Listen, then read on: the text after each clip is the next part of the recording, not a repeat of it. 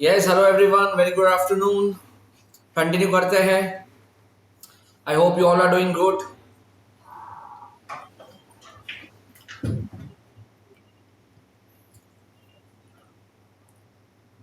Is my voice audible?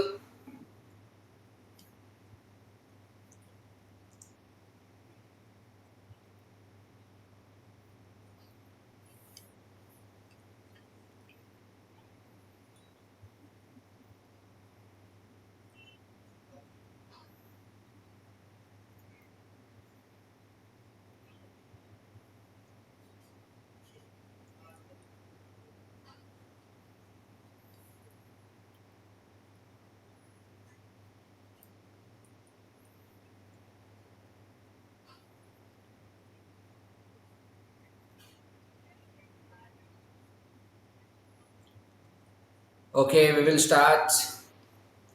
तो कल हम लोग ने स्ट्रैटेजी के आई गेस दो डेफिनेशन किए थे. यस, मैंने बताया था टोटल 3 डेफिनेशंस हैं. ओके, तो एक बार छोटा सा रिकैप करते हैं. We started with first chapter, introduction to strategic management. उसमें हमने business policy, strategic planning, management के टॉपिक्स देखे हमने. ओके, ये स्ट्रैटेजी का फॉर्मूला देखा था, planning plus analysis plus action. उसके बाद how to study environment, 2 types of environment. फिर मैनेज करना है मेन को how tactfully. Strategic mean something very important. तो कल हमने ये सब देखा था. ओके, तो पहले तो दो डेफिनेशन रिकैप करते हैं and then we go to the third definition. तो क्या था फर्स्ट डेफिनेशन? क्या था? It is a game plan or action plan. Strategy is a game plan or action plan. Long range blueprint of an organization. 3 point. What it wants to be, image. What it wants to do, direction. Where it wants to go, destination. So एक था image, direction, destination. Image, direction, destination. Yes or no? ये first definition था. Second क्या था? It's a game plan management uses. बोलो, it's a game plan management uses. उसमें 4 point है. To take market position. फिर था टू कंडक्ट ऑपरेशन.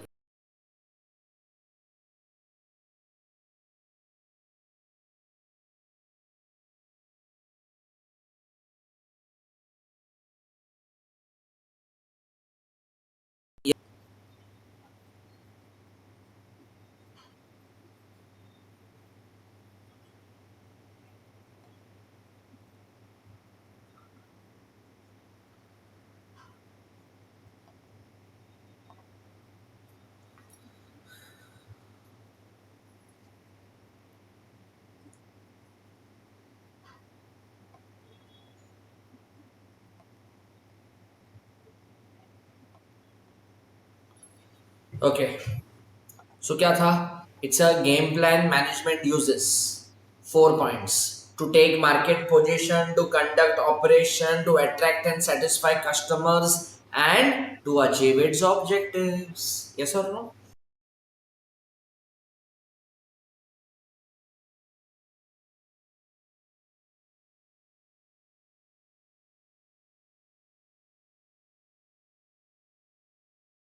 आप अगर कोई भी नई स्ट्रेटेजी बनाने जाओगे तो सबसे पहले आपको करना पड़ेगा ES. क्या करना पड़ेगा? ES.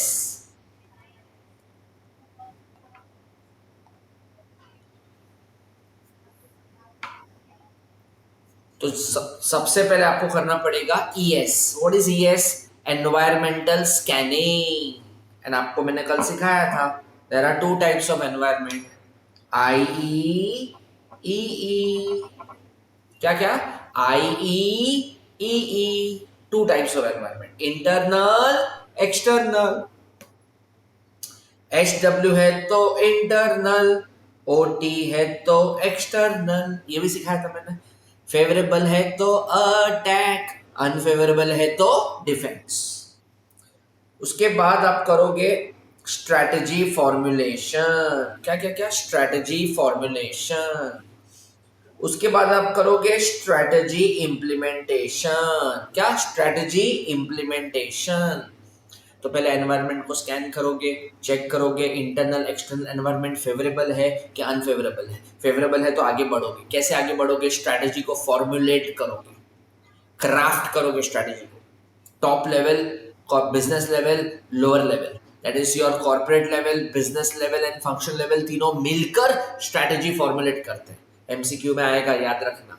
Corporate level, business level, function level, all three are responsible for formulating strategy.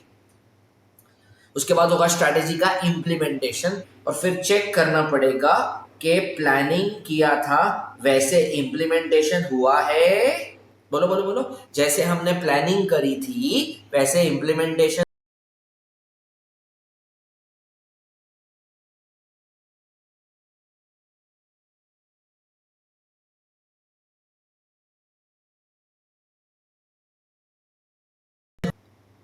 क्या करना पड़ेगा?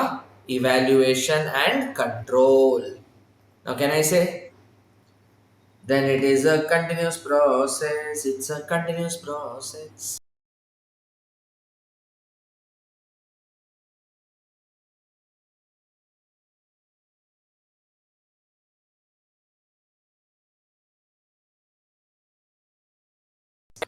एंड आपको टेलीग्राम लिंक मिला? टेलीग्राम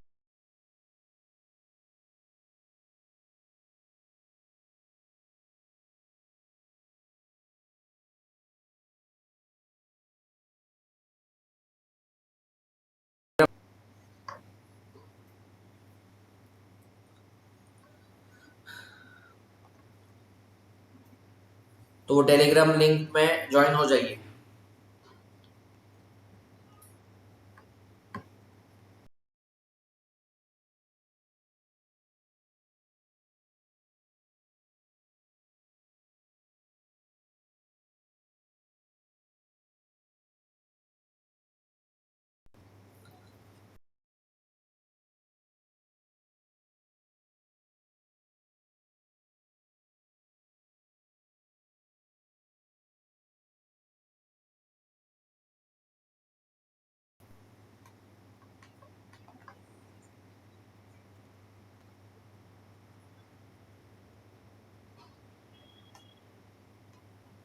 आइए,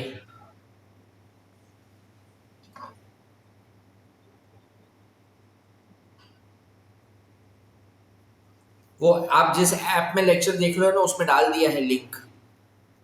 ध्रुव, आप जहाँ पे लेक्चर देख रहे हो ना, मैंने अभी कंफर्म किया, वहां पे लिंक डाल दिया है। तो चलो एक बार ये पूरा कंफर्म कर लेते हैं। क्या लिखा है मैंने? पहले एनवायरमेंटल को स्कैन करेंगे।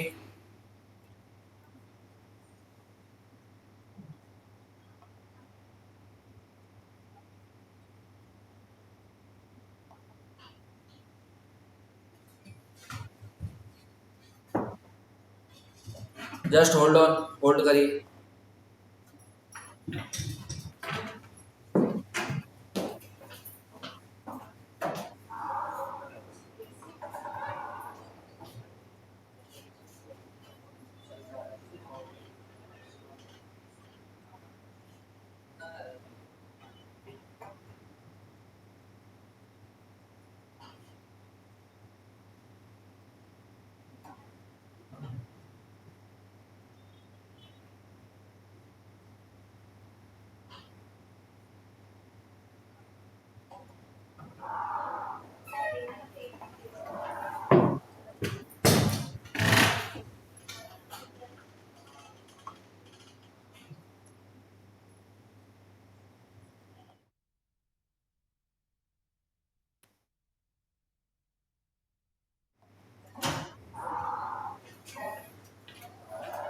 ये जान टैब टैब पे जाओ, डीएक्टिवेट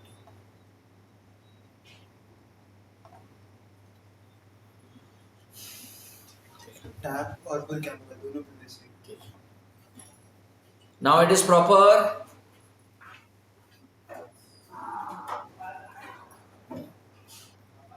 चलो अभी वापस एक बार बता देता हूँ मैं। रिकॉर्डिंग स्टार्ट है। हाँ, वापस एक बार बता देता हूँ क्या लिखा है स्क्रीन पे। पहले एनवायरमेंटल को हम स्कैन करेंगे। ES मतलब एनवायरमेंटल स्कैनिंग।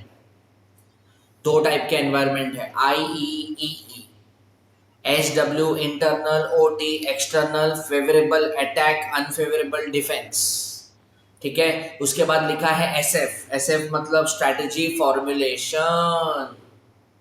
कौन करता है strategy formulation and implementation? Corporate level, business level, function level, तीनों मिलकर ये करेंगे।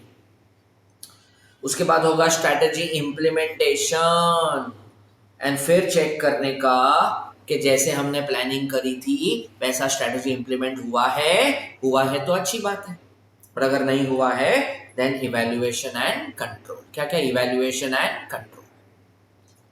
Then it is a continuous process, it's a continuous process, it's a continuous process. ये what is the meaning of evaluation and control? कि भाई हमारे targets क्यों achieve नहीं हुआ है, कहाँ पे मिस्टेक्स हुई, कहाँ पे एरर हुआ है, क्या दिक्कत हुई, उसको हम लोग बोलते हैं इवैल्यूएशन एंड कंट्रोल। तो तीन चीजें याद रखना, formulation, implementation, evaluation and control. क्या? Strategy formulation, strategy implementation, evaluation and control. तो ये था आपका स्ट्रैटेजिक मैनेजमेंट मॉडल, सिंपल। अब आपको थर्ड वाला डेफिनेशन समझेगा।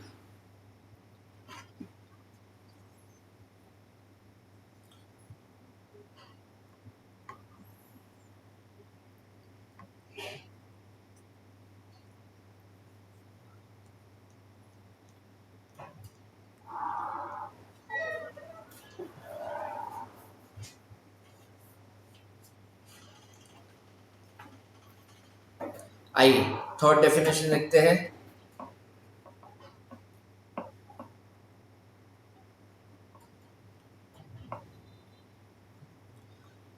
किसने दिया definition? William F Glueck. Who gave this definition? William F Glueck. Uncle क्या बोलते हैं? It's a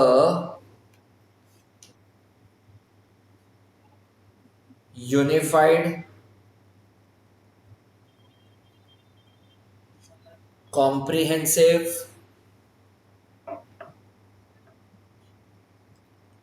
integrated designed to assure that basic objectives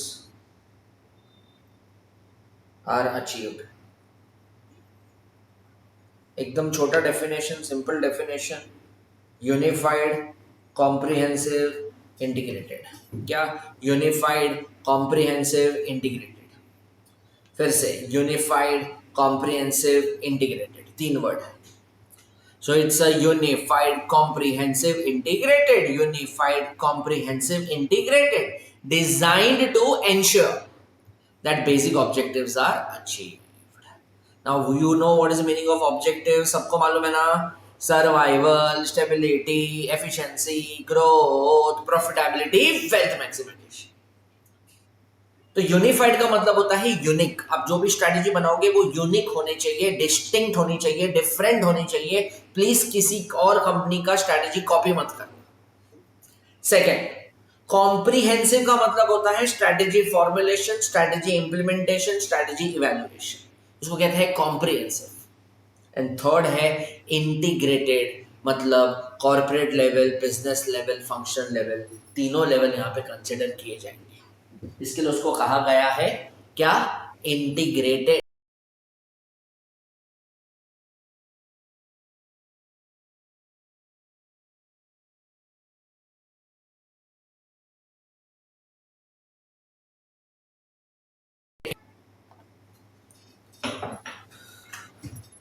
unified, comprehensive, integrated.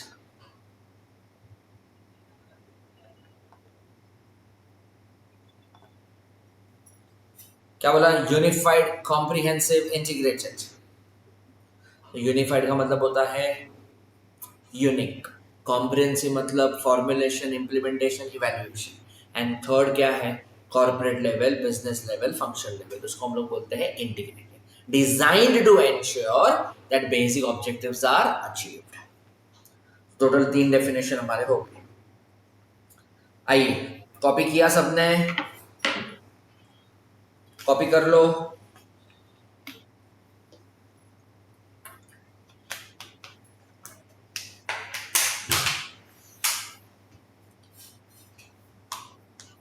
Copy हो जाए तो अपडेट करिए।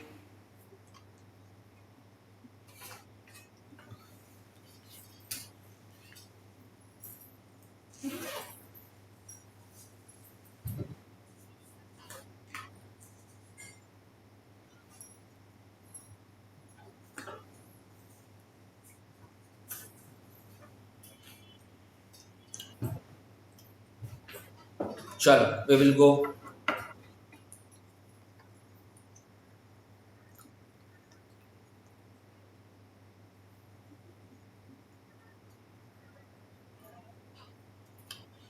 ये स्ट्रैटेजिक मैनेजमेंट का डेफिनेशन ऑलरेडी प्रिंट किया है। It's an art and science of formulating, implementing, evaluating cross functional decisions. ये learn करना है आपको, ठीक है। That enables organisation to achieve its objectives. वही survival, stability, efficiency, growth, profitability, wealth maximisation. ये तो बहुत सिंपल है, अभी मैंने बताया। फॉर्मुलेशन, इम्प्लीमेंटेशन, इवैल्यूएशन, ये भी हो चुका है आपका। पहले अभी ये करते हैं features of strategic management. Features of strategic management, ध्यान से देखिए। तो define strategy and its features, तो स्ट्रैटेजिक मैनेजमेंट के फीचर्स लिखने हैं एंड डेफिनेशन स्ट्रैटेजी का लिखना है आपको, ओके। देखो क्या बोलता है, typical dictionary define strategy as something that has to do with war and way to win over enemy. ये तो मैंने कल भी सिखाया था। Something to do with the war, बोलो, something to do with the war, way to win over enemy. So dictionary defines strategy as something to do with war, way to win over enemy। तो यहाँ पे कौन से war का बात हो रहा है? Competitive war. Which war? Competitive war, क्योंकि यहाँ पे कॉम्पिटिटर हमारा दुश्मन है। Second, strategy is forward looking, actions which organisation would like to take in future. मैं जैसा बोल रहा हूँ वैसा लर्न करो। Strategy is forward looking, strategy आज के लिए नहीं बनती है, स्ट्रेटेजी फ्यूचर के लिए बनती है। So actions which organization would like to take up in future। तो फ्यूचर में हम क्या करने वाले हैं वो आज बैठकर डिसाइड करते हैं। Third, it is design to move an organisation from its current position to its desired future position. मतलब मैं पॉइंट ए पे है तो मुझे जाना है पॉइंट बी पे, तो स्ट्रैटेजी मुझे हेल्प करेगा to move from A to B. इसके लिए लिखा है it helps organisation to move from its current position to its desired future position. Like today my company is doing a turnover of 50 crore and मेरा vision है, मेरी strategy में बना रहा हूं सो दैट मेरे कंपनी का टर्नओवर 100 करोड़ पहुंच जाए। सो पॉइंट ए से पॉइंट बी तक जाने का रास्ता अगर मुझे तय करना है तो उसके लिए बनानी पड़ेगी स्ट्रैटेजी। तो फर्स्ट पॉइंट क्या बोलता है, dictionary defines strategy as something to do with the war and way to win over enemy। Second, it is forward looking, actions which organization would like to take up in future। Third क्या था, it helps organization to move from its current position to its desired future position। 3 point confirm, keywords बता दो। Something to do with war था first वाला point, second forward looking था, third move from its current position to its desired future position. 3 point learn हो गए। फिर से एक बार क्या, फर्स्ट पॉइंट क्या था, सुपर, चलो, something to do with war, way to win over enemy. Second क्या था, फॉरवर्ड लुकिंग था। थर्ड क्या था, move from its current position to its desired future position. हो गया, लर्न हो गया, वेरी गुड। फिर क्या बोलता है, strategy is not a substitute for sound, alert and responsible management. Strategy is not a substitute for sound, alert and responsible management। Strategy substitute नहीं, मतलब आपने बेस्ट स्ट्रैटेजी बनाई है, बहुत ही बढ़िया स्ट्रैटेजी बनाई है and now you have decided to remove the people from your organisation. अब आप कहते हो कि मुझे स्टाफ की कोई जरूरत नहीं, स्ट्रैटेजी बन गई। ऐसा नहीं हो सकता है, इम्प्लीमेंट तो करना पड़ेगा ना, लोग चाहिए ना इम्प्लीमेंट करने के लिए। सिर्फ स्ट्रैटेजी बनाने से कुछ भी नहीं होता है. What you have to do? You have to implement. So please remember one thing: strategy is not a substitute for sound, alert and responsible management. आपको क्या करना पड़ेगा? स्ट्रैटेजी तो अच्छी बनानी ही है, लोग भी रखने पड़ेंगे so that implementation is done properly and on time. Next, strategy can never be perfect, flawless, optimal. क्या क्या? strategy can never be perfect, flawless, optimal. कोई भी स्ट्रेटेजी 100% सक्सेसफुल होगी ऐसा गारंटी नहीं है. बहुत सारी स्ट्रेटेजी फेल भी होती है because we are not God. हम भगवान थोड़ी है. आप कितना भी मेहनत कर लो, कितना भी नॉलेज ले लो, कितनी भी अच्छी स्ट्रेटेजी बनाओ, प्लान ए बनाओ, प्लान बी बनाओ, बट बहुत बार ये बहुत सारी स्ट्रेटेजीज फेल हो जाती है because there are external factors which are beyond our control. जैसे कि फरवरी 2020 में जिन जिन लोगों ने और जिन जिन कंपनीज ने स्ट्रेटेजी बनाई थी, कैन आई से एग्जैक्टली आफ्टर 1 मंथ सब कुछ फेल हो गया बिकॉज लॉकडाउन आ गया, कोविड आ गया, बंद हो गया, थाली बजाओ दिया जलाओ, वो सब हो गया. So please understand, strategy can never be perfect, flawless and optimal. कुछ ना कुछ एरर, मिस्टेक, डिले, प्रॉब्लम हो सकता है. तो इसके लिए लिखा है strategy can never be perfect, flawless and optimal. अगर आपको मैं याद दिलाऊं तो 2023 में कुछ लोगों ने मिलकर स्ट्रैटेजी बनाई थी और सब कुछ अच्छा चल रहा था, सब कुछ अच्छा चल रहा था, सब बढ़िया चल रहा था, लोग भी खुश थे, कंट्री भी खुश था, वो 11 लोग भी खुश थे, लेकिन फाइनल मैच वर्ल्ड कप का हम हार गए. यस और नो? तो क्या सारी स्ट्रैटेजी फेवर में हुई? क्या सारी स्ट्रैटेजी परफेक्ट थी? नहीं, कहीं ना कहीं एरर, मिस्टेक हुआ है. कैन आई से सब मैचेस हम जीते लेकिन फाइनल में हेडेक हो गया. सर आपको ये एग्जांपल नहीं लेना चाहिए था. कोई बात नहीं, पॉइंट तो याद रहेगा भी. सही है कि नहीं? तो क्या बोलने का? Strategy can never be perfect, flawless, optimal. चलो आगे. Allowances are made for possible miscalculation and unanticipated events. इसका मतलब होता है कि प्लान बी हमेशा बना के रखो because environment is very turbulent, environment is very dynamic. कुछ भी अनएक्सपेक्टेड इवेंट हो सकता है, सडन चेंजेस हो सकते हैं, कुछ भी हो सकता है.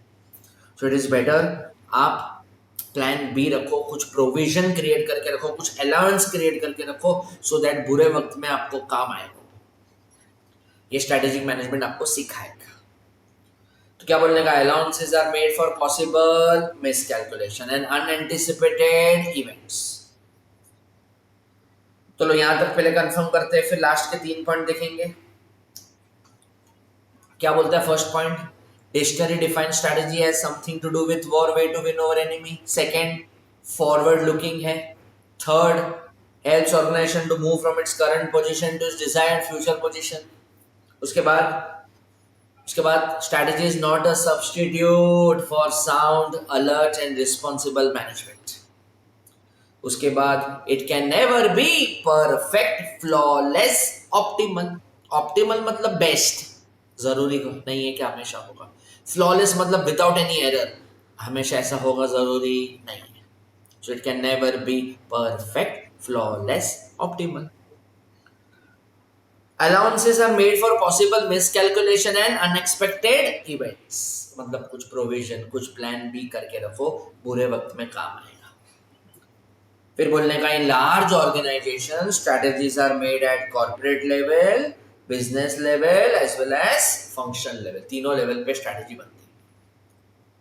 But corporate strategy are formulated by top managers. लेकिन कॉर्पोरेट स्ट्रेटेजी वर्ड आया तो सिर्फ टॉप मैनेजर ही टिक करना.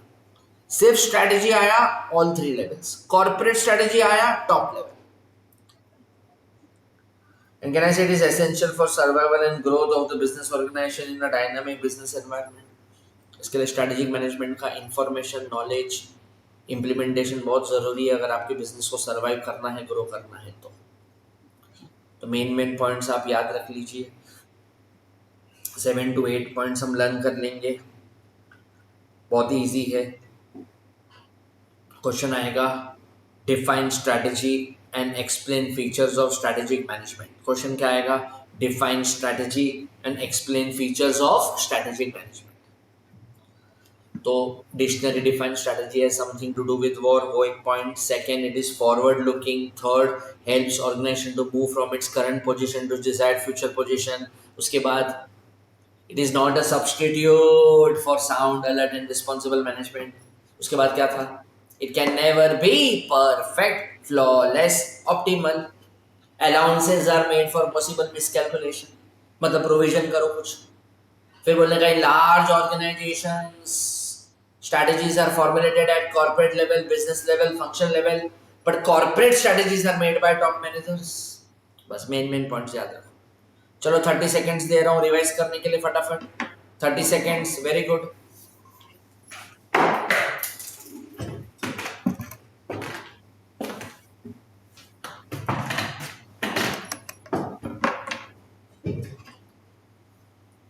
क्विकली 30 सेकेंड्स हो जाए तो बोलिए मुझे।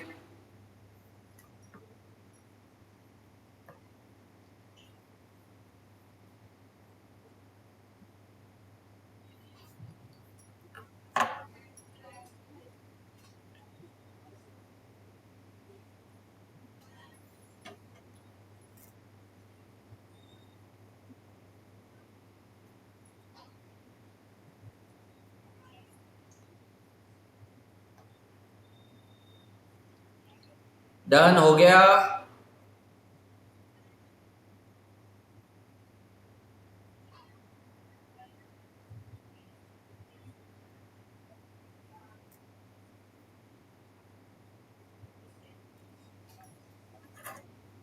यस सर, हो गया सर। आइए, इजी था, बिना देख के कर ले एक बार, अब की बार आखिरी बार। चलिए बिना देखकर मेरे साथ रिपीट करिए प्लीज। 3, 2, 1, very good. क्वेश्चन क्या है? Features of strategic management. Question repeat करो, फीचर्स ऑफ स्ट्रेटेजिक मैनेजमेंट, या बोलो कैरेक्टरिस्टिक्स करके भी पूछ सकते हैं।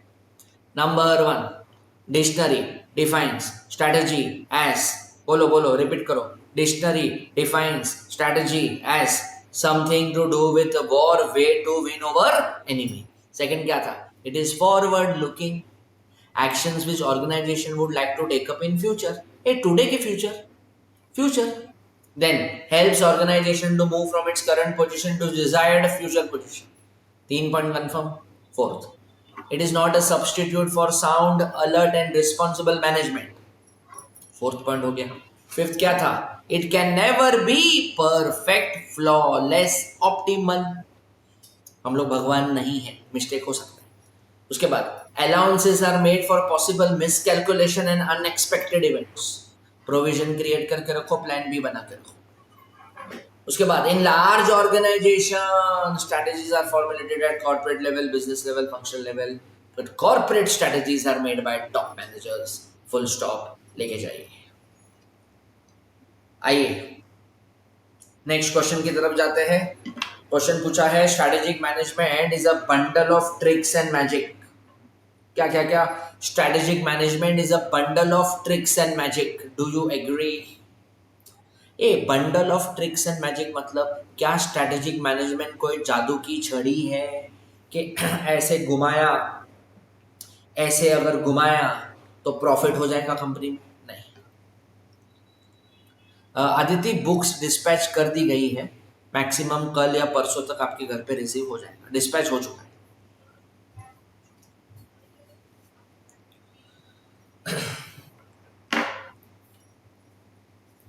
और मेरे सॉफ्ट कॉपी नोट्स में टेलीग्राम ग्रुप में भी डाल दूंगा, ठीक है? तो आपको रेफर करने के लिए काम आएगा। चलो क्वेश्चन समझो क्या लिखा है। Strategic management is a bundle of tricks and magic. क्या क्या? Strategic management is a bundle of tricks and magic. क्या स्ट्रेटेजिक मैनेजमेंट कोई जादू की छड़ी है? No sir, it is not a bundle of tricks and magic. क्यों? सबसे पहले आंसर तो नो है। डेवलपिंग अ स्ट्रेटेजिक विजन मतलब कंपनी को पहले विजन सेट करना पड़ता है, कॉर्पोरेट लेवल विजन सेट करेंगे, फिर कंपनी के ऑब्जेक्टिव सेट होंगे कि उनको सर्वाइवल के प्रति जाना है, स्टेबिलिटी चाहिए, ग्रोथ चाहिए, क्या चाहिए। देन क्राफ्टिंग स्ट्रैटेजी होगा, क्राफ्टिंग मतलब फॉर्मुलेशन, फिर इम्प्लीमेंटेशन, फिर evaluation, and then initiating corrective adjustment wherever deemed appropriate. इसका मतलब जहां जहां पे भी रिक्वायरमेंट है वहां पे वो चेंजेस लाएंगे, इंप्रूवमेंट लाएंगे और बेटर करेंगे इसको, इसलिए उसको बोलते हैं wherever deemed appropriate. So hence we say strategic management is not a bundle of tricks and magic. ये कोई जादू की छड़ी नहीं है, ये कोई जादू की छड़ी नहीं है। तो क्या बोलने का? No, it is not a bundle of tricks and magic. Number 1 developing strategic vision, उसके बाद setting objectives of the business, फिर crafting strategy, implementing, evaluating and doing necessary adjustment wherever deemed appropriate, wherever deemed appropriate. तो बोलने का, it is not a bundle of tricks and magic, it is not a bundle of tricks and magic. Is this very clear?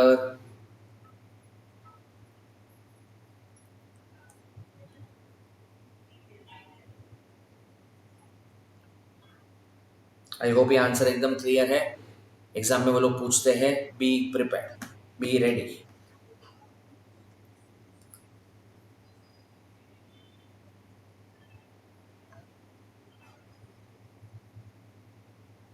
आइए next, define strategic management and objectives of strategic management. ये mostly ये question नहीं पूछते हैं क्योंकि 2 ही point है, इतना easy छोटा क्वेश्चन नहीं पूछेंगे।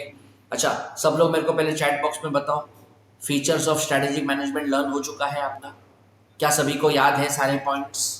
फीचर्स ऑफ स्ट्रेटेजिक मैनेजमेंट, ये वाला आंसर जो स्क्रीन पे दिखा रहा हूँ वो वाला। Please give the confirmation. Class में लर्न करवा दूंगा, लेक्चर में सब कुछ लर्न हो जाएगा। यस सर, यस सर, हो गया सर, वेरी गुड। अभी देखो, नाउ 2 पॉइंट है इसमें, objectives of SM. Objective of SM 2 है। First, to create competitive advantage so that company can gain competitive advantage over competition and dominate the markets. And second है to guide the company successfully through all the changes in the environment. इसका मतलब अगर आपने SM का सही इस्तेमाल किया है, स्ट्रेटेजिक मैनेजमेंट का नॉलेज फुल यूटिलाइज किया है अगर आपने, तो 2 चीज में फायदा होगा।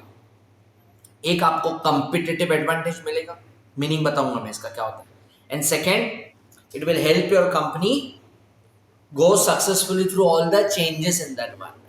तो एनवायरमेंट में जो भी अप्स एंड डाउन्स आते हैं आप इजीली उससे निकल जाओगे, दिक्कत नहीं होगी, बुरे वक्त में भी आपकी कंपनी को कुछ नहीं होगा अगर आपने स्ट्रेटेजिक मैनेजमेंट का नॉलेज इंप्लीमेंट किया है आपके बिजनेस में। Now what is the meaning of the word competitive advantage? एक कॉम्पिटिटिव एडवांटेज मतलब I have an edge over rivals. मतलब ये पेन है ना, ये पेन, ये डिजिटल पेन मैं 10 रुपीज में प्रोड्यूस कर रहा है, एंड से एग्जाम्पल ध्रुव है ना, ध्रुव ये पेन 9 रुपीज 50 पैसे में प्रोड्यूस कर रहा है। आई कैन रिपीट, ये पेन मैं 10 रुपए में प्रोड्यूस कर रहा हूँ एंड ध्रुव है ना 9 रुपीज 50 पैसे में प्रोड्यूस कर रहा है। तो कहना इसे घूम फिर के हम दोनों ऑलमोस्ट सेम प्राइस में प्रोड्यूस कर रहे हैं, बट लेकिन ध्रुव 50 पैसा सस्ता प्रोड्यूस कर रहा है क्योंकि उसके पास एडवांस मशीन है, स्किल्ड मैन पावर है। So he has an edge over my company. He is able to do same activity more effectively and efficiently compared to rivals. So he enjoys that competitive advantage. तो उसके पास competitive advantage है, competitor से वो एक कदम आगे है, competitor को हरा लेता है क्योंकि उसके पास इकोनॉमीज ऑफ स्केल है, एडवांस मशीन है, टेक्नोलॉजी है, स्किल्ड मैन पावर है, जिसके वजह से वो 50 पैसा सस्ते में बना रहा है। तो edge over rivals is competitive advantage. Aditya, we can say that, yes, कि अभी जैसे कि IRCTC is a kind of monopoly. IPL ticket booking या फिर मूवी टिकट बुकिंग में BookMyShow is a kind of a monopoly, उसका कोई competition so called नहीं है। iOS ऑपरेटिंग सिस्टम चाहिए तो सिर्फ एप्पल के पास जाना है, Apple has that monopoly. Android है बट एंड्रॉइड तो सबके पास है, Samsung, Oppo, Vivo, OnePlus, but अगर आपको सिर्फ iOS चाहिए तो you have to buy what? Apple. Yes और नो? तो काइंड ऑफ मोनोपोली बिहेवियर, मतलब मेरे पास ऐसा प्रोडक्ट है जो आपके पास नहीं है। So I will always be one step ahead than you.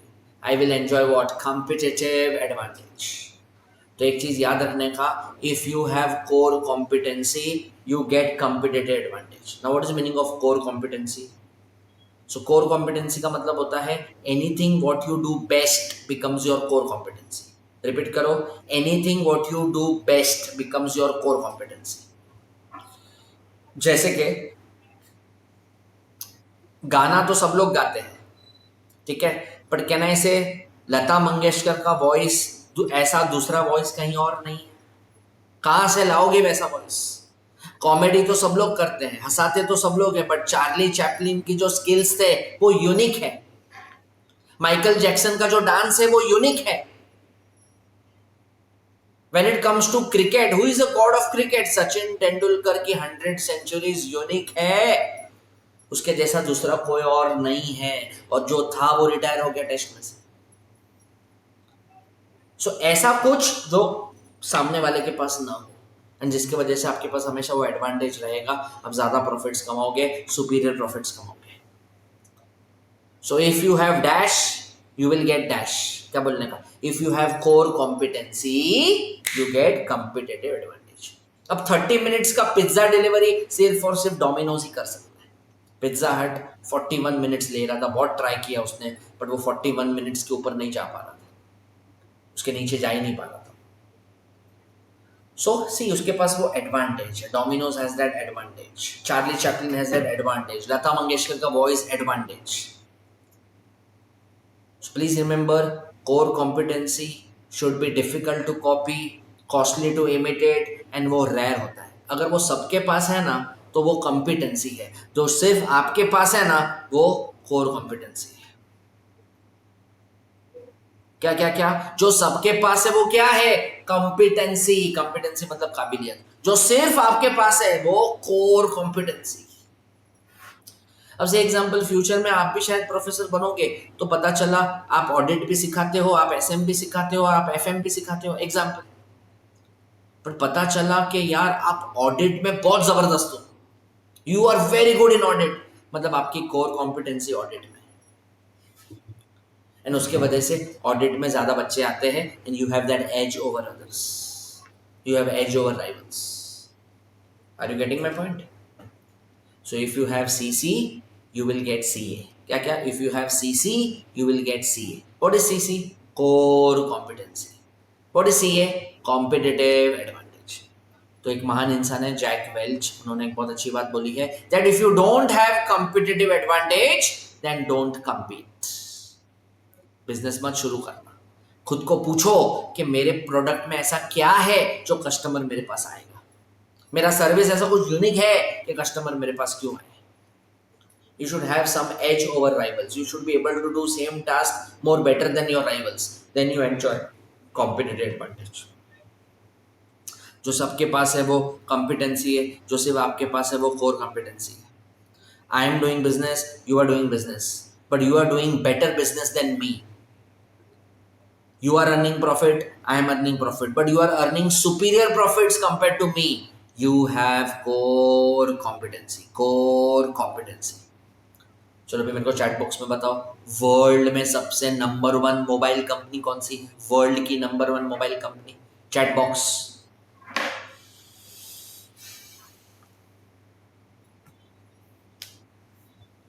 World की बिगेस्ट मोबाइल कंपनी,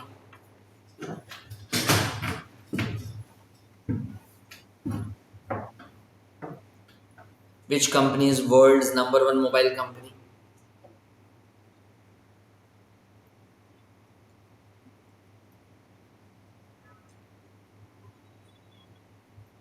चलो ट्राई करो, कौन सी है कंपनी वर्ल्ड की नंबर 1 मोबाइल कंपनी? इंडिया की नहीं, वर्ल्ड की। Chat box.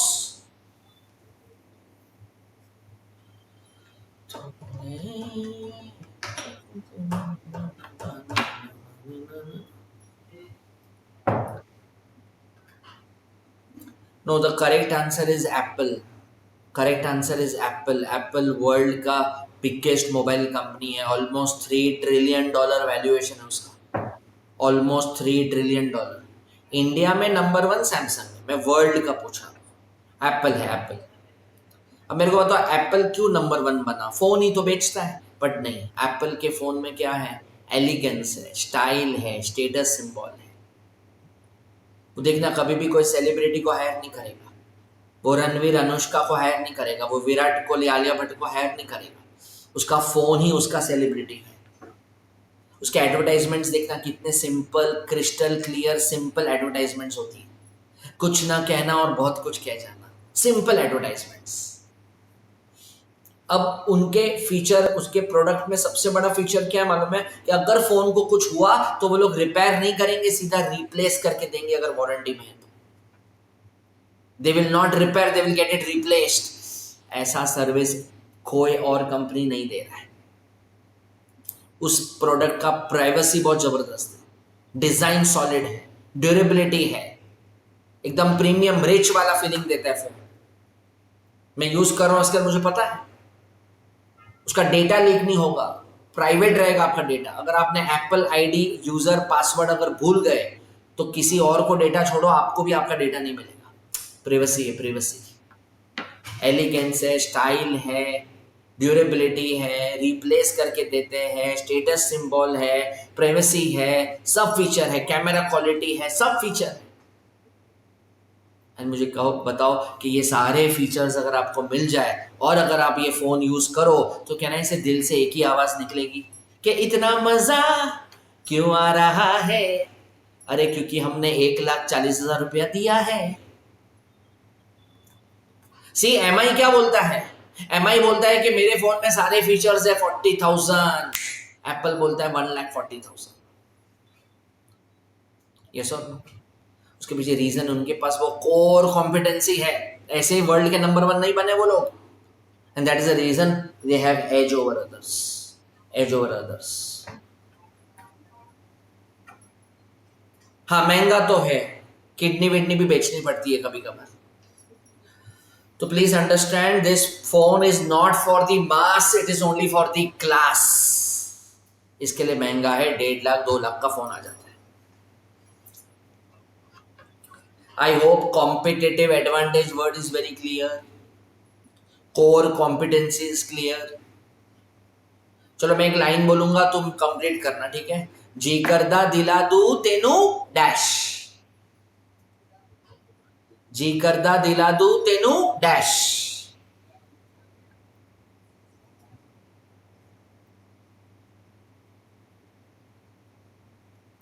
क्या आएगा?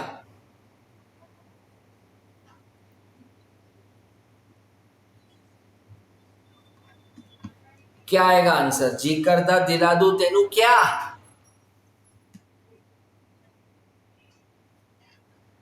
क्या बात है, बुर्ज खलीफा। यस, कहां पे है? दुबई में। अच्छा मेरे को बताओ, उसके जैसा और कोई बिल्डिंग है? नहीं है। बनेगा?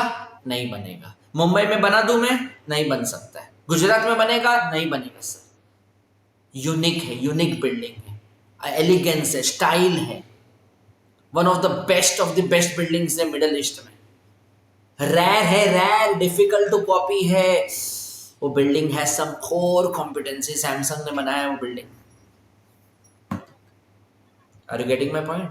तो प्लीज ये 2 वर्ड बार बार रिपीट होने वाले हैं, प्लीज ध्यान देना। If you have core competency you get competitive advantage, and अगर आपके पास कॉम्पिटिटिव एडवांटेज है तो आप कम्पीट मत करना। नाउ स्टूडेंट्स, अगर आपके डैड बिजनेस में है तो डैड को पूछना कि आपके पास क्या कोर कॉम्पिटेंसी है जो आपको कॉम्पिटिटर से अलग करता है। Why I should become your customer? मैं आपके दुकान से क्यों खरीदूं, मैं आपके फैक्ट्री से क्यों खरीदूं? आपके पास ऐसा क्या यूनिकनेस है जो दूसरे के पास नहीं है? What is your competitive advantage? Please ask your father. ये होमवर्क है, करोगे आप? पूछोगे ये अगर आपके डैड बिजनेस में है तो? यस सर, पूछेंगे। तो इसके लिए यहाँ पे क्या लिखा हुआ है कि अगर आपके पास कोर कॉम्पिटेंसी है तो आपको कॉम्पिटिटिव एडवांटेज मिलेगा, and then you can dominate the market.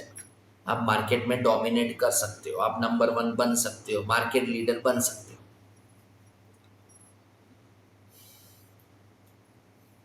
अब आते हैं बेनिफिट्स, इंपॉर्टेंस, सिग्निफिकेंस, कोई भी नाम से वो लोग पूछेंगे।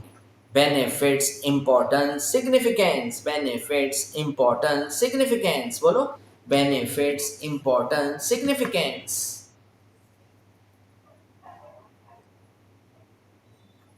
क्या क्या क्या? बेनिफिट्स, इंपॉर्टेंस, सिग्निफिकेंस, 3 नाम से पूछ सकते हो। आइए, now what is the importance? सबसे पहले strategic management gives direction to the company to move ahead. ये आपको आगे बढ़ने में हेल्प करेगा। एसएम का नॉलेज अगर यूज किया है आपने तो आपकी कंपनी आगे बढ़ने में सक्षम रहेगी। Progress is important then perfection. SM क्या बोलता है? Progress is important then perfection. जीवन का उद्देश्य है आगे बढ़ना। Second, it defines dash and dash goals and mission. It defines dash and dash goals and mission. एक गोल क्या होता है? And result. क्या होता है? And result. पता है, मैंने कल आपको बताया था, छोटे छोटे छोटे छोटे छोटे छोटे छोटे छोटे टारगेट्स, ऑब्जेक्टिव्स होते हैं, एंड रिजल्ट गोल होता है, and very long term future vision होता है। And mission is present. What is mission? Present. Who we are and what we do. बोलो, who we are and what we do. हम कौन हैं और अभी हम क्या कर रहे हैं, हम कौन सी एक्टिविटीज कर रहे हैं. What is the purpose of our business? Which problem we are solving? Why we are solving that problem? Who is our customer? In which geographic location we are selling? What kind of technology are we using? Present. तो कहना है से आप lectures attend कर रहे हो, notes बना रहे हो, पढ़ने वाले हो, टेस्ट देने वाले हो, यस और नो?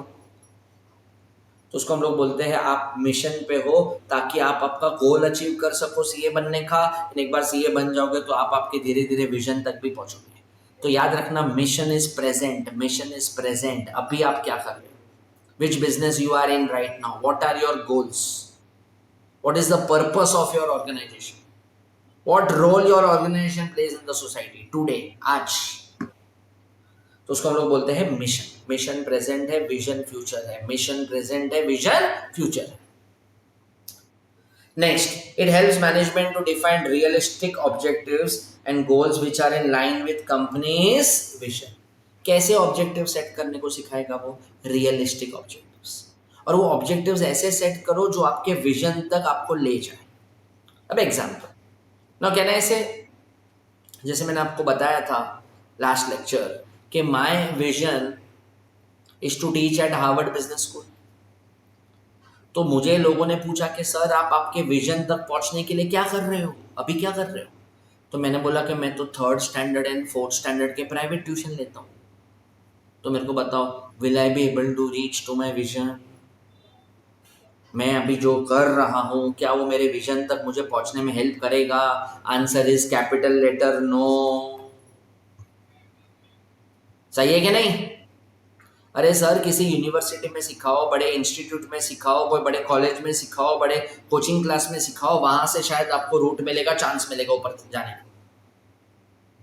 सो पहली बात तो रियलिस्टिक ऑब्जेक्टिव सेट करिए which will help you to reach to your vision. इसके लिए आपको एसएम हेल्प करेगा। एसएम का नॉलेज बहुत जरूरी है। सो 3 पॉइंट हो गए। Strategic management gives direction to the organization to move ahead. Second, helps to define mission, goals and mission. Third, helps management to set which objectives, realistic objectives which are in line with company's vision। मतलब आपके objectives realistic होने चाहिए और वो आपके vision तक help करने चाहिए आपको पहुंचने के लिए। Next, helps organisation to be more proactive instead of reactive. Now what is meaning of proactive? First mover advantage. Reactive मतलब पहले उसको करने दो फिर हम करेंगे, उसको रिएक्टिव बोलते हैं। Proactive is planned strategy, reactive is adaptive strategy. अब जरा चैट बॉक्स में लिखना, अगर आपको मालूम रहेगा तो लिखना, ठीक है? इंडिया में सबसे पहले ट्रॉली लेकर शॉपिंग करने का किसने सिखाया? इंडिया में कौन सी वो ब्रांड है, कौन सा वो कंपनी है जिसने ट्रॉली में सामान भरो और शॉपिंग करो? किसने सिखाया ये? Who started that business first in India? Trolley लेके शॉपिंग करो।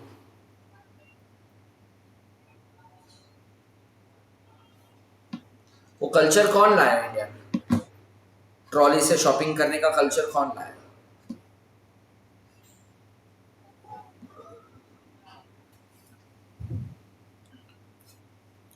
एक्चुअली आंसर इज बिग बाजार। Who started this? बिग बाजार ने ये कॉन्सेप्ट शुरू किया था, फिर डीमार्ट आया। तो who was the first mover? Big Bazaar. उसको फॉलो किसने किया? DMart. DMart is reactive strategy, Big Bazaar is proactive strategy. So if given a choice, always select proactive. MCQ में भी याद रखना, अगर चॉइस दिखेगा ना, हमेशा proactive strategy is good strategy, because यहाँ आपको चांस मिलता है मार्केट को कैप्चर करने का। But every time proactive will be successful guarantee नहीं है। क्या बोला मैंने? Every time proactive strategy successful होगा उसका गारंटी नहीं है। बहुत सारी भी देखो, बिग बाजार तो बंद हो गया, रिलायंस ने टेक ओवर कर लिया, नाउ इट इज स्मार्ट बाजार, तो प्रोएक्टिव स्ट्रेटेजी फेल हो गया। सो ओटीटी प्लेटफॉर्म्स में सबसे पहले कौन आया था? नेटफ्लिक्स। फिर अमेजॉन प्राइम आया, फिर जियो हॉटस्टार आया, Soni live, Z5, alt Balaji, वूट, बहुत अलग अलग अलग सब है। तो ये सब कौन से स्ट्रेटेजीज है? Reactive strategy. तो आपके नॉलेज के लिए बता देता हूं, even Google search engine is a reactive strategy. उससे पहले 18 सर्च इंजन आके बंद भी हो गए, बट गूगल ने सारी चीज नोट करी, सबको चेक किया, फाइंड आउट किया कि उन्होंने क्या क्या मिस्टेक्स करी है, वो मिस्टेक्स हम रिपीट नहीं करेंगे, and they used which strategy? Reactive strategy. So which strategy is good? Proactive के रिएक्टिव ऐसा कुछ नहीं है। Always remember, everything can not be plan in advance. हर चीज तुम एडवांस में प्लान नहीं कर सकते। Every time proactive strategy is not possible. Consumer behaviour change हो सकता है, गवर्नमेंट पॉलिसी चेंज हो सकती है, फैशन चेंज हो सकता है, कंपटीशन एंट्री एग्जिट हो सकता है। So it is very difficult to plan everything in advance. यहाँ तक clear?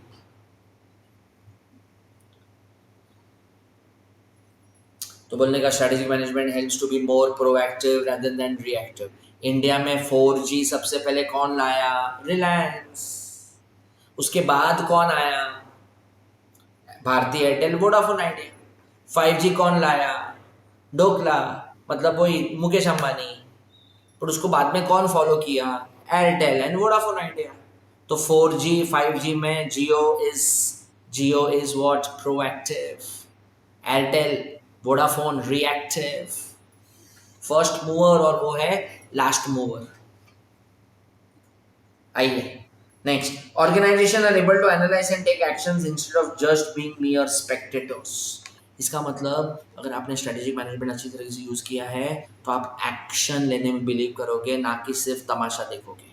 You will start working, you will start producing, you will start manufacturing, you will start selling the product. Spectator मतलब audience, तो audience बनने को नहीं सिखाता है, action लेने को सिखाता है। इसके लिए देखो उसमें था ना, planning, analysis, action. Next, strategic management attempts to prepare the organization to face the future and act as a pathfinder for various business opportunity। आपको अलग अलग opportunity grab करने में help करेगा।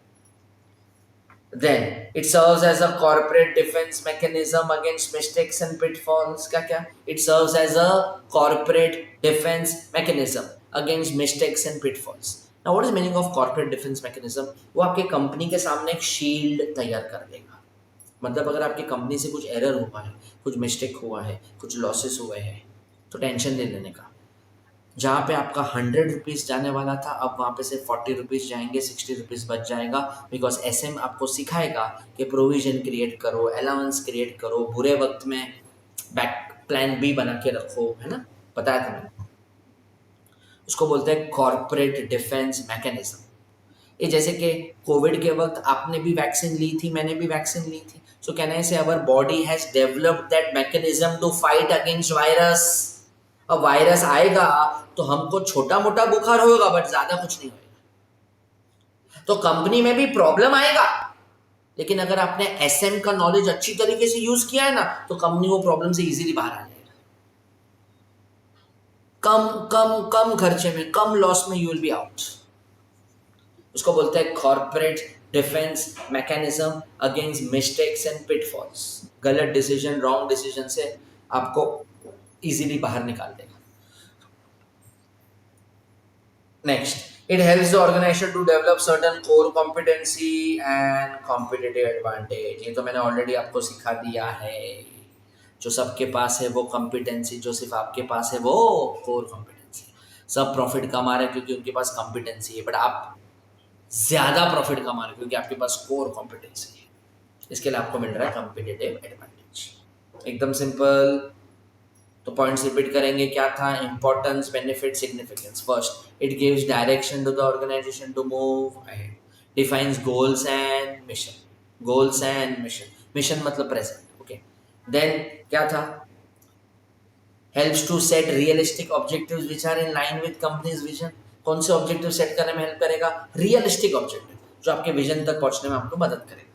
Then helps to analyse and take actions instead of just spectators. Analyse करो, study करो, planning करो, फटाफट एक्शन लो, तमाशा मत देखो। उसके बाद act as a path finder for various business opportunities. पता है कल मैंने कंपनी का नाम लिया था फ्री चार्ज। उसको कोई फ्री में भी चार्ज नहीं कर रहा है। पेटीएम, फोन पे, गूगल पे, भारत पे, घर पे, सॉरी, ये सब क्या है? They are very active, but free charge कुछ नहीं कर पाए। He failed to grab that opportunity. Strategy management serves as a corporate defense mechanism against mistakes and pitfalls. Corporate defense mechanism.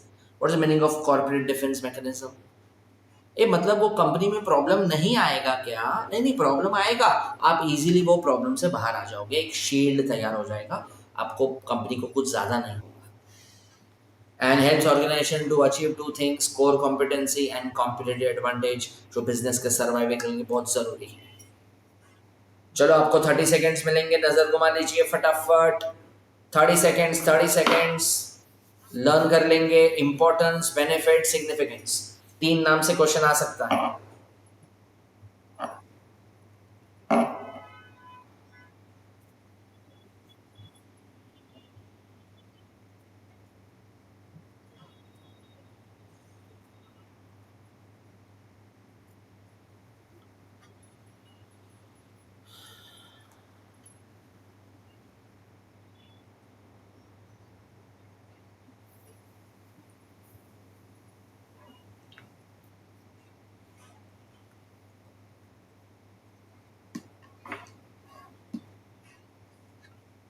आइए लास्ट बार रिकैप करते हैं। चलो क्या बोलता है, बिना देख के ट्राई करेंगे। क्वेश्चन क्या है? Benefits, importance of SM. क्या बोलता है फर्स्ट पॉइंट? फर्स्ट पॉइंट क्या है? It helps organisation to move ahead, helps to define goals and mission, helps to set realistic objectives which are aligned with company's vision. फिर helps to be more proactive rather than reactive. फिर helps to analyze and take action, spectator बन के नहीं रहने का, काम पे लगो। फिर act as a pathfinder for various business opportunity, yes or no? Serves as a corporate defense mechanism against pitfalls and mistakes, and helps to achieve CC and CA, core competency and competitive advantage, जो business के survival के लिए बहुत जरूरी है। Done done, answer पूरा clear. पहले जो किया था वो फीचर्स था, अब जो हमने किया वो इंपॉर्टेंस है। कंफर्म करिए चैट बॉक्स में, yes sir, clear.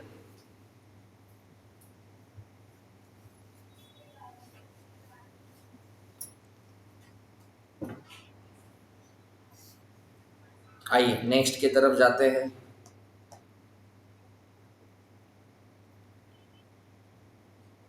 Very nice. अच्छा स्टूडेंट्स, मैं आपको जिस मेथड से सिखा रहा हूँ, क्या ये मेथड आपको कंफर्टेबल है? एक्सप्लेन कर रहा हूँ, एग्जाम्पल दे रहा हूँ, एंड कुछ चीज़ें क्लास में ही हम लोग लर्न कर रहे हैं। Is this method comfortable? SM में अपने को बहुत अच्छे मार्क्स लाने हैं, ओके?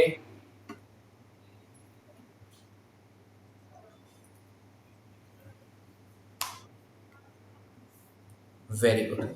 चलो अब आता है लिमिटेशंस।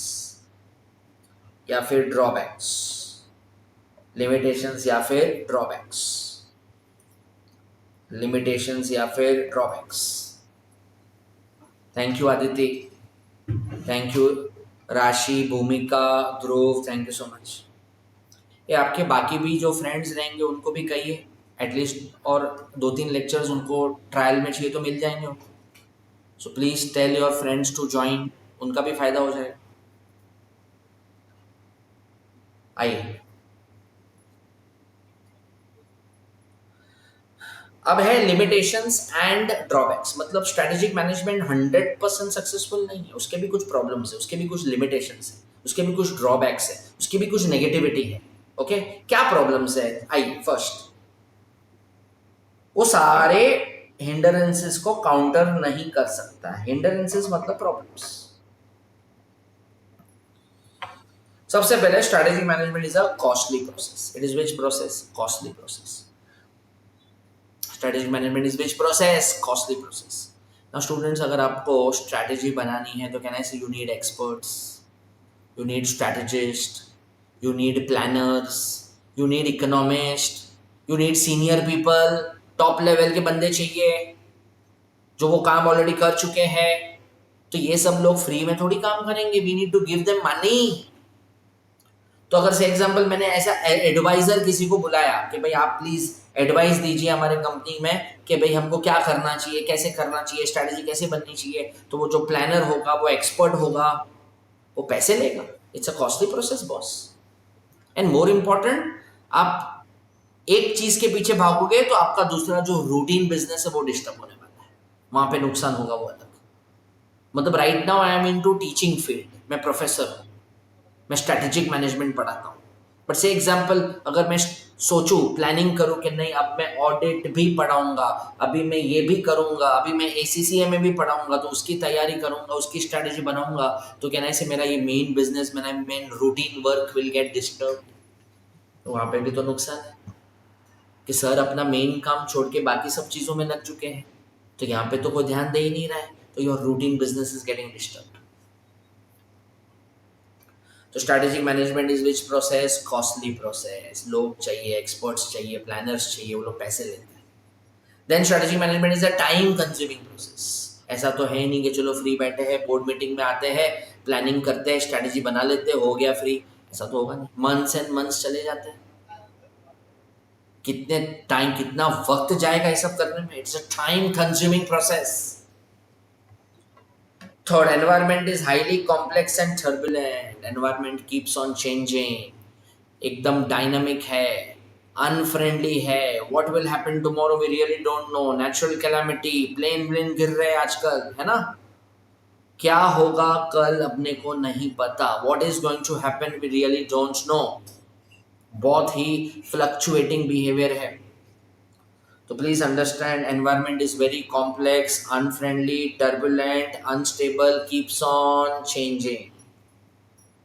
सो गवर्नमेंट पॉलिसी चेंज हो जाएगी, natural calamity, act of God, floods, act of China, Donald Trump, कुछ ना कुछ चालू।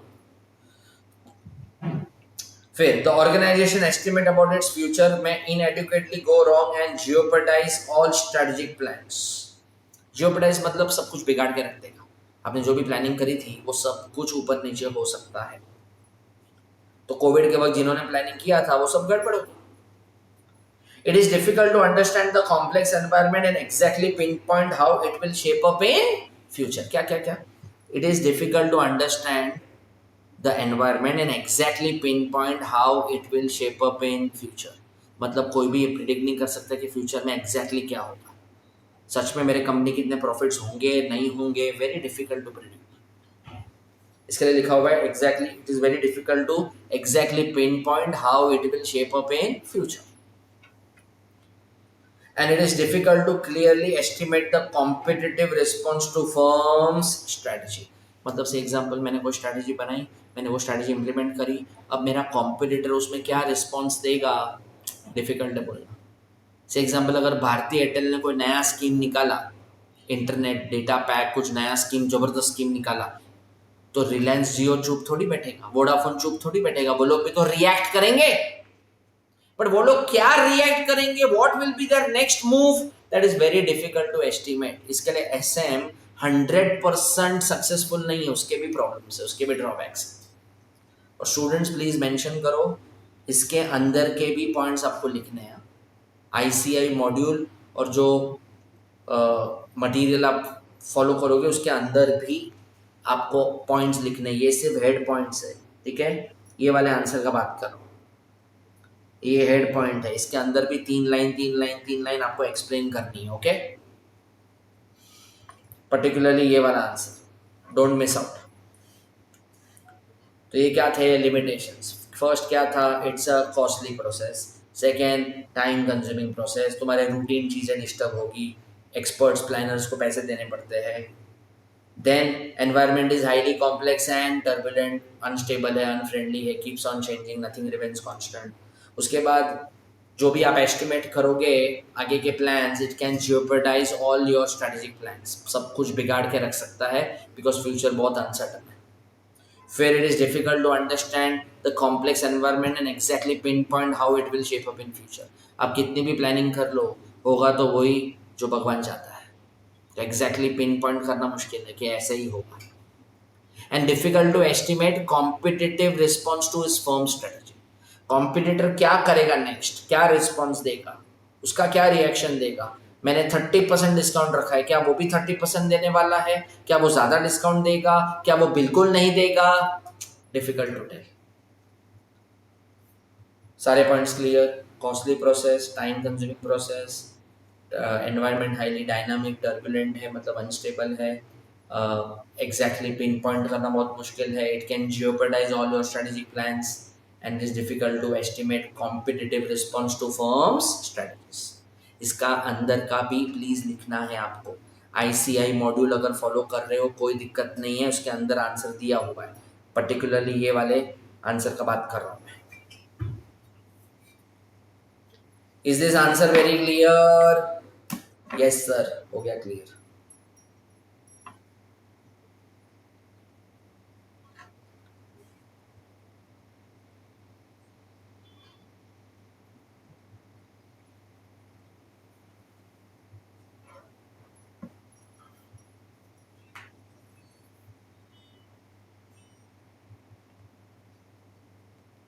आइए,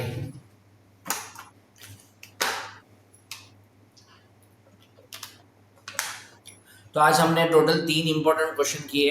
फीचर्स ऑफ स्ट्रेटेजिक मैनेजमेंट, ठीक है।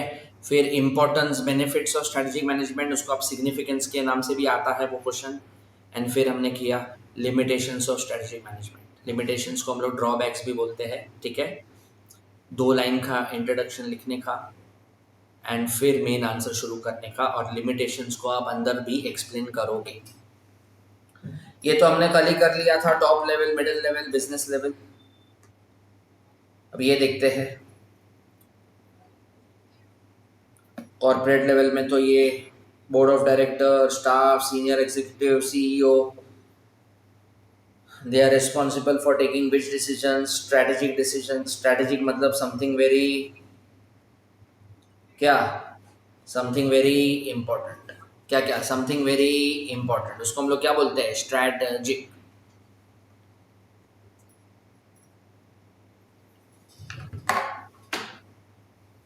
Just a second.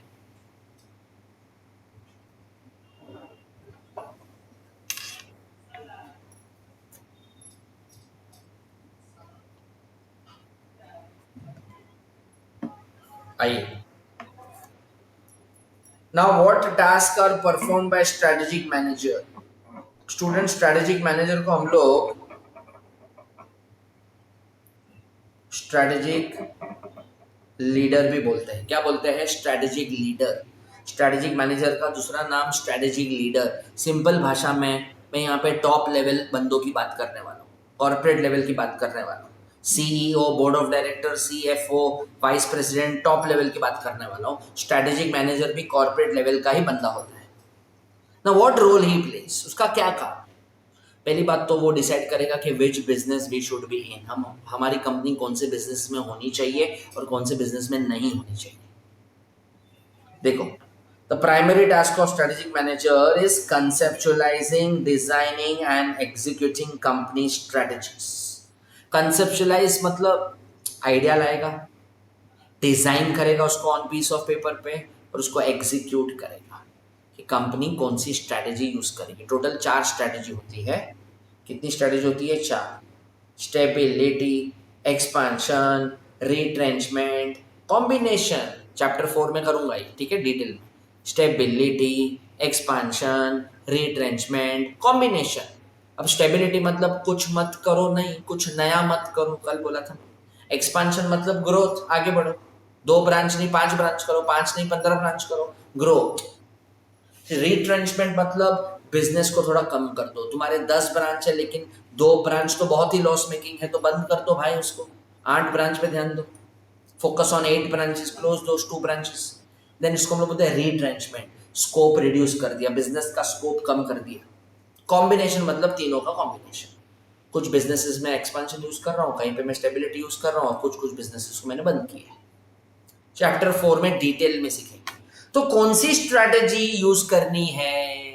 Who will decide? Strategic manager, जिसको हम लोग स्ट्रैटेजिक लीडर भी बोलते हैं.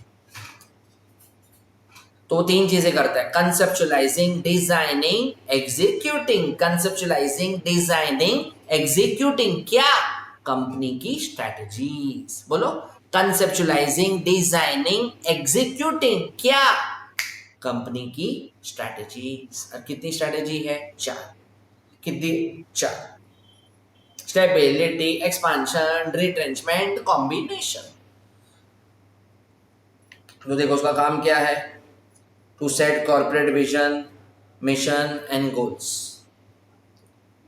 फ्यूचर में कहाँ जाना है, प्रेजेंट में हम क्या कर रहे हैं और हमारा एंड रिजल्ट क्या होना चाहिए. कितनी बातों का ध्यान देगा वो? 3. Future, present and result. Future is your vision, present is your mission, and result is your goal. उसके बाद determining what business it should be इन. मैंने बताया था हमारी कंपनी कौन से बिजनेस में होनी चाहिए, वो लोग डिसाइड करेंगे. Allocation of resources. रिसोर्सेज बढ़ाया, रिसोर्सेज बढ़ाया. क्या बोला था मैंने? Man, machine, material, man power, money. Wow. Man, machine, material, man power, money. Allocate करेगा रिसोर्स, कौन से कंपनी को क्या देना है. फिर करेगा स्ट्रैटेजी फॉर्मुलेशन, फिर करेगा implementation, and it will provide leadership to the organization. That's why that person is called as a strategic leader. Rashi very good. 5M बोलते हैं उसको. उसको हम लोग क्या बोलते हैं? स्ट्रैटेजिक लीडर बोलते हैं. हम लोग क्या बोलते हैं? Strategic leader. Now what is the meaning of strategic leader? Strategic leader वो होता है जो कॉमन गोल के प्रति काम करता है, पर्सनल गोल के प्रति काम नहीं करेगा. आपका फायदा मेरा फायदा नहीं, हम दोनों का फायदा होगा. आप एक्स्ट्रा काम करोगे, आप ओवर टाइम करोगे, आप संडे को भी काम करोगे, नहीं मैं भी आऊँगा, मैं भी काम करूँगा, मैं आपका बॉस हूँ. I should walk the talk, है ना. तो आप मेरे से इन्फ्लुएंस होंगे तो आप सच में काम करोगे. अभी क्या हुआ पता है?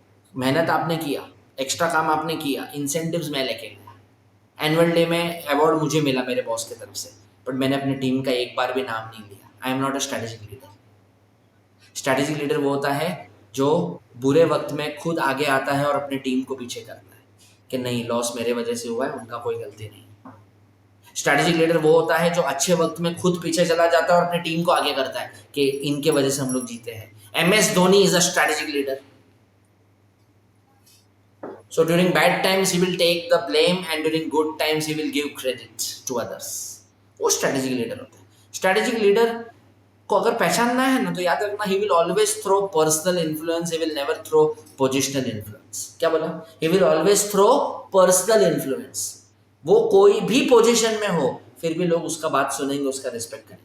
ये कहना है से अगर prime minister Narendra Modi prime minister नहीं अगर रहे तो भी लोग उसको रिस्पेक्ट करने वाले हैं, इररिस्पेक्टिव वो PM है कि नहीं.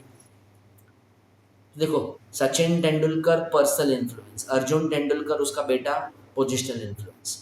अब तेंदुलकर सरनेम निकाल दो तो उसके बेटे का कोई इज्जत नहीं.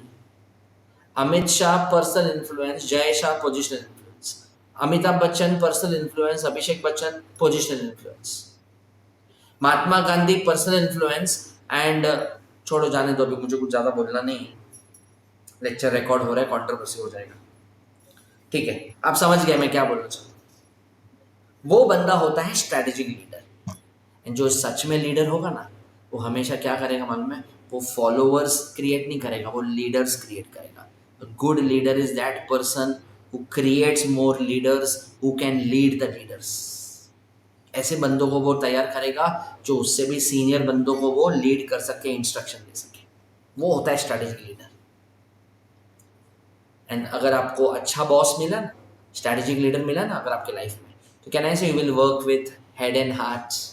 और अगर बेकार बॉस मिला तो you will work with hands and legs, दिल से काम नहीं करोगे। आई होप ये वाला पार्ट एकदम क्लियर है। What tasks are performed by strategic manager? Strategic manager को हम लोग strategic leader भी बोलते हैं।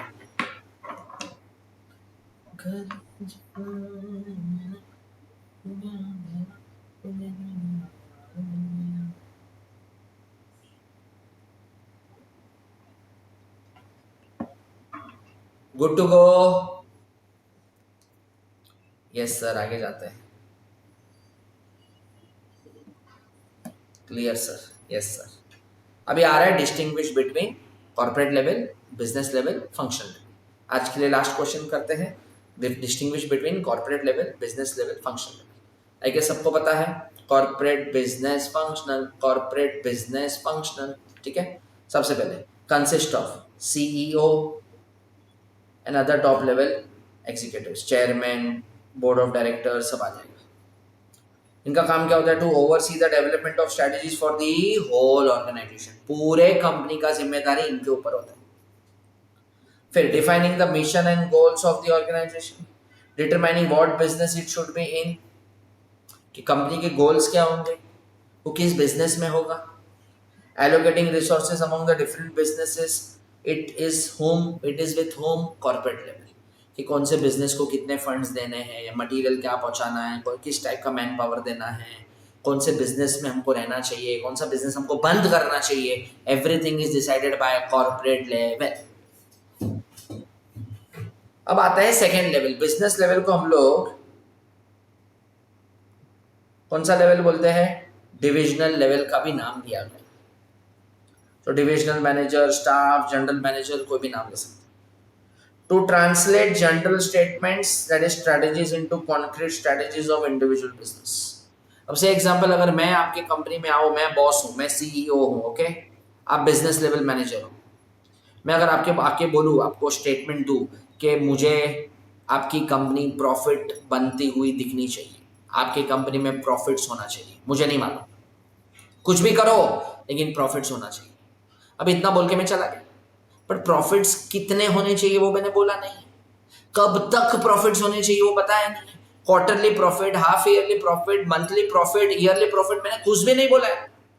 एक जनरल स्टेटमेंट दे दिया मैंने। अब उसको कॉन्क्रीट करना, उसको एग्जीक्यूट करना, वो आपका बात है। You have to read between the lines, मैं क्या बोलना चाहता हूँ। ये अगर आपके पेरेंट्स कहेंगे कि भाई next time you should score very good marks, अब नेक्स्ट टाइम मतलब कौन सा नेक्स्ट टाइम, वो तुम समझो। वेरी गुड मार्क्स मतलब कितने, 70%, 80%, 90% कितने, वो आप समझो। तो जनरल स्टेटमेंट्स को कॉन्क्रीट करना बिजनेस लेवल का रिस्पॉन्सिबिलिटी होता है। और ये याद रखना स्टूडेंट्स, ये अगर पॉइंट आता है और ऑप्शन में बिजनेस लेवल नहीं है, तो आप ये टिक करना, क्या? फंक्शनल लेवल टिक करना। आई अगेन रिपीट, ध्यान से सुनना मैं क्या बोल रहा हूँ। टू ट्रांसलेट जनरल स्टेटमेंट वाला अगर पॉइंट आया और ऑप्शन में बिजनेस लेवल नहीं है, तो आप किसको टिक करोगे? फंक्शनल लेवल को टिक करना। मोस्टली सी ऑप्शन होगा, फंक्शनल लेवल को टिक करना, क्योंकि वो वहां पे भी एप्लीकेबल है। लिखा नहीं है बट फिर भी बता रहा हूँ। ये वाला पॉइंट समझा मैंने अभी जो बोला, लास्ट में जो मैंने बोला वो समझ में आया? तो जो रोल वाला पॉइंट है ना, ये दोनों में एप्लीकेबल है, business level as well as functional level.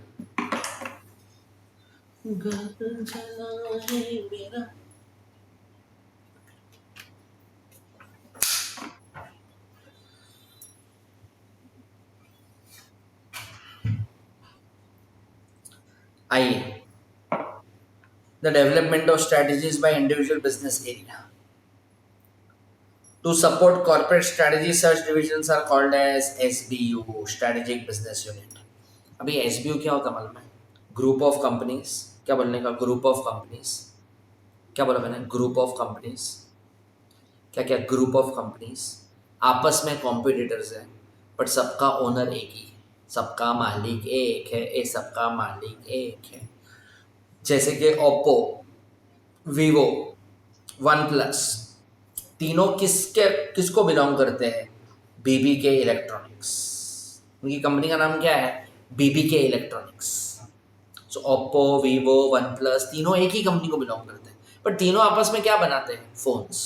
आपस में कौन है? कॉम्पिटिटर्स। तो उसको नाम दे दिया strategic business unit. Adani, Adani के पास क्या क्या है? अंबुजा सीमेंट है, ACC सीमेंट है, सांगी सीमेंट है। तीनों का बिजनेस सीमेंट ही है, तीनों आपस में कॉम्पिटिटर्स है, बट तीनों का मालिक एक है। तीनों का मालिक एक है, अडानी। तो बन जाएगा SBU, स्ट्रैटेजिक बिजनेस यूनिट। अब नेविया, डव, पियर्स, क्या क्या? नेविया, डव, पियर्स, क्या ऐसे तीनों स्किन रिलेटेड सोप है। तीनों किसको बिलोंग करते हैं? हिंदुस्तान यूनिलीवर को बिलोंग करते हैं। तीनों आपस में कौन है? कॉम्पिटिटर्स है, बट तीनों का मालिक एक है। तीनों का मालिक एक है, HUL, हिंदुस्तान यूनिलीवर। तो बन जाएगा SBU, strategic business unit. See Veranda learning acquired JK Shah classes, Veranda learning acquired BP virtuals, Veranda learning acquired Navkar digital institute. पर तीनों आपस में कॉम्पिटिटर्स हैं, पर तीनों का मालिक एक है, तीनों का मालिक एक है। यस राशि, यू आर राइट। उसको नाम दिया गया है स्ट्रैटेजिक बिजनेस यूनिट। क्या बोला है? Strategic business unit. I hope it is very clear. SBU। तो जैसे होता है ना टाइटन, सोनाटा, फास्ट ट्रैक, तीनों अभी टाइटन के ही ब्रांड्स हैं, तीनों गाड़ी बेचते हैं। SBU। Volkswagen, Skoda, Audi, Porsche, Bugatti, Lamborghini, सब फोक्सवैगन के ही है। SBU। लास्ट है फंक्शनल लेवल। लास्ट क्या है? Functional level. फंक्शनल लेवल मतलब आपका marketing department, finance department, HR department, R&D department, production department, like finance manager, HR, etc. Responsible for the specific business functions and operation. मैं अगर marketing हूँ तो मैं सिर्फ मार्केटिंग में ध्यान देगा, मैं फाइनेंस है तो मैं सिर्फ फाइनेंस देखेगा, मेरा बाकी किसी से लेना देना नहीं है। To develop functional strategies in their area that helps fulfill the strategic objectives set by business and corporate level general managers. Corporate level general managers. To provide most of the information to formulate realistic and attainable strategies. मतलब यहाँ पे ground level team भी participate करेगा, वो भी contribute करेगा, वो भी सजेशन देगा एंड स्ट्रैटेजीज बनाने में हेल्प करेगा, उनसे भी सजेशन लिया जाएगा। अब जैसे कि एक ब्रांड है LEXUS, लेक्सस, टोयोटा की कार है ये, लेक्सस कार, लग्जरी कार। तो जब ये कार जापान में बनी थी ना, तो उनको नाम नहीं मिल रहा था कि ये गाड़ी का नाम क्या रखें। सजेशन आ रहे थे बहुत सारे, ये रखो ये रखो, बट मज़ा नहीं आ रहा था, कन्विंसिंग नहीं हो रहा था। टोयोटा कब से ढूंढ रही थी कि ये लग्जरी कार का कोई यूनिक नाम होना चाहिए, स्टाइलिश नेम होना चाहिए। तो उनका जो फंक्शनल डिपार्टमेंट के कुछ बंदे थे ना, उसमें से एक जन ने हैंड रेस करके बोला कि sir can we give suggestion, can we participate. तो उन्होंने बोला यस यस यस, बिल्कुल आप पार्टिसिपेट करिए। तो उनको पूछा, टॉप मैनेजमेंट को क्वेश्चन पूछा कि सर हम कौन सी टाइप की कार बना रहे हैं, we are producing which type of car. तो उन्होंने बोला we are producing luxury car. अच्छा, ये कार हम लोग जापान में बेचने वाले हैं कि कहीं और बेचने वाले हैं? तो उन्होंने बोला कि नहीं, ये कार तो सबसे पहले हम US में एक्सपोर्ट करने वाले हैं। कहाँ पे? US में एक्सपोर्ट करेंगे। तो देखो उसने क्या किया, लग्जरी का LE उठाया, एक्सपोर्ट का X उठाया, X-M का एक्सपोर्ट होता ना, एंड एक्सपोर्ट किधर होने वाला था? US। ऐसे करके लेक्सस नाम का जन्म हुआ। सी फंक्शनल लेवल बंदे से ये सजेशन आया था, वो ग्लोबल स्ट्रैटेजी बन गई, मेन स्ट्रैटेजी बन गई। सो लग्जरी एली, एक्सपोर्ट का ex, exported to US, Lexus करके नाम आया। कैसा लगा एग्जाम्पल तुमको? क्लियर हुआ वो point?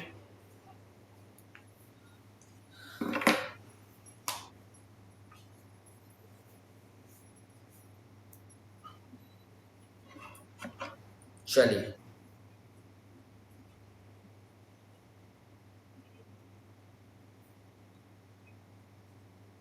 Is this very clear? Yes sir.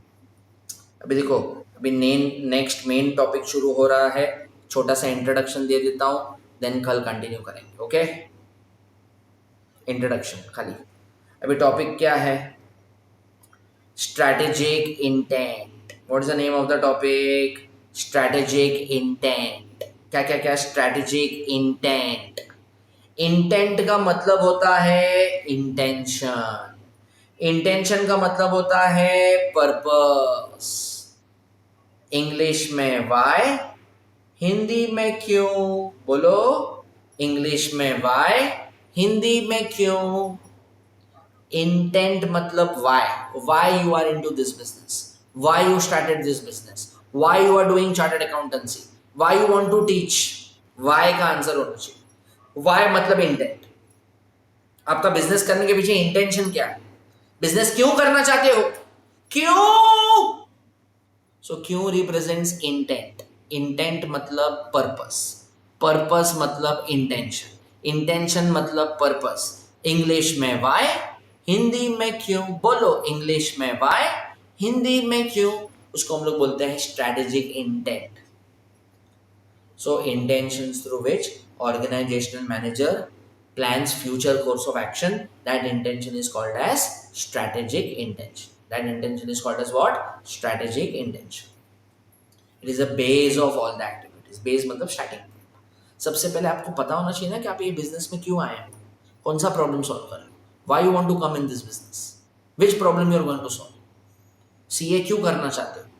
Sir मैं सीए इसके लिए करना चाहता हूँ ताकि मैं अपने पेरेंट्स को खुश देख सकूँ। चलो वेरी गुड, आपके पास आंसर है, आपके पास क्यों का आंसर है। सर मैं सीए इसके लिए करना चाहता हूँ ताकि मैं इनकम टैक्स डिपार्टमेंट में चेंजेस ला सकूँ। सी क्यों सीए करना चाहते हो, इसका आंसर है आपके पास। See money can't be the answer, money can not be the answer, money is a by product. Sir मैं सीए पैसे कमाने के लिए कर, no no no no, money is a by product. Are you getting? मेहनत करोगे, काम करोगे, अच्छा काम करोगे तो पैसे आने ही वाले हैं आपके पास। So money can not be the vision, money can not be the mission, money is a by product. Purpose ढूंढो, पर्पस। तो ये चीज हम कल डिटेल में सीखेंगे। What is strategic intent? Intent मतलब इंटेंशन होता है, बिजनेस करने के पीछे आपका इंटेंशन क्या है। इंटेंशन का मतलब होता है पर्पस। इंग्लिश में हम लोग उसको वाई पूछते हैं और हिंदी में हम लोग पूछते हैं क्यों। आप ये क्यों करना चाहते हो? why you want to do this business, why you want to enter this business, why you want to close this business। तो कहना है उसका आंसर होना चाहिए। Yes sir. तो मुझे एक स्टूडेंट ने पूछा कि sir why you selected strategic management subject, उसने भी पूछा व्हाई पूछा। मैंने बोला कि I selected strategic management subject because I want to provide real life business knowledge to all my students. क्या? Real life business knowledge to all my students. Is this very clear? Yes Aditi, अभी थोड़े time में मैं Telegram group में upload कर दूंगा notes, आप वहां से ले लेना, ठीक है। सॉफ्ट कॉपी मिल जाएगी, हार्ड कॉपी डिलीवर कर दी है, डिस्पैच हो चुकी है, आपको मिल जाएगी। सो अभी यहाँ पे हम लोग स्टॉप होते हैं। ओके, आई होप आज जो भी सिखाया सब समझ में आया है आपको। I hope you have understood today's lecture. Please inform your friends, friends को बोलो आके ऐसे ही ज्वाइन करे, अच्छा लगेगा तो ज्वाइन करे, कोई दिक्कत नहीं।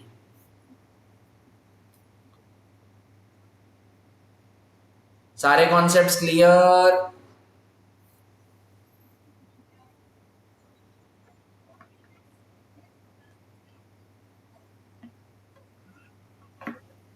Okay, so with that we come to the end of today's lecture. If anyone has any doubts, they will ask, others will leave. Thank you so much for joining today. Professor Shyam Soni signing off. Bye. कल मिलते हैं, bye.